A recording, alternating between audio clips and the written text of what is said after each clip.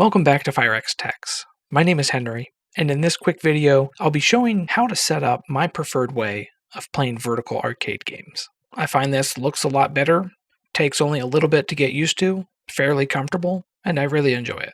Alright, let's just go ahead and get into it. So let's start off by changing the screen orientation. Bring up the Retroarch settings. This is using the Final Burn Neo Core, and so when we go to Core Options, the option we want here is Vertical Mode. Set this to Alternate. If you're using MAME, you would go to Core Options, go to Video, and set the TATE mode on.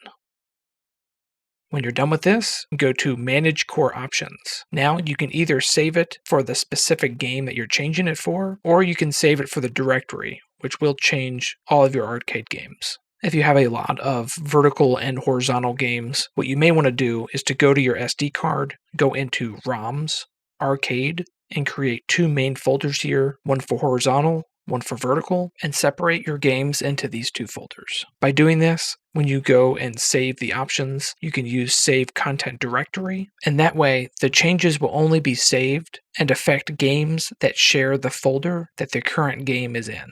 Now that we changed the screen orientation, you will notice that the controls have not changed. Let's just go back into Retroarch.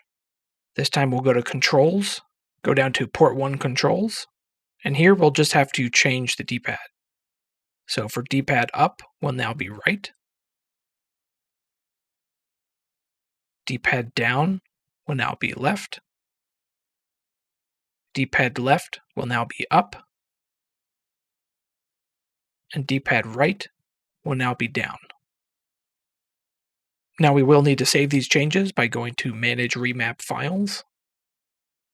And here again, you're given the choice of either saving this just for a single game, or everything that shares the same folder, or maybe just the core. Now if we go back to the game, you'll see that the controls are now oriented correctly.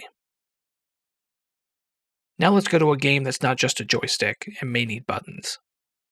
So what we'll do here is we'll go back to Controls, Port 1 Controls, and you'll see what I've done is set the L buttons, so L1 and L2, to button 2 and button 1. You can set this however you would like, but what this allows you to do is to use your right hand to actually shoot the buttons by using the back buttons. I find this works great. Another thing you can do is to set one of the buttons on the back to toggle turbo mode, which I find very convenient when holding the device like this, and you can still use the other buttons when needed. Now in order to set up a turbo button, we will have to go to the main menu for Retroarch settings, go down to Settings, then go down to Input. At the bottom, you will have Port 1 Controls. So here, it'll have a number for each button, and all you need to do is define the number to the button that you wanted to change. I'm going to use R1, so that is number 11. And then scroll down to the very bottom, and you will see Turbo, and set that to the number. So here I set it to 11. When you're done with that, go back one and select Turbo Fire. Here for turbo mode, I like to set it to single button toggle.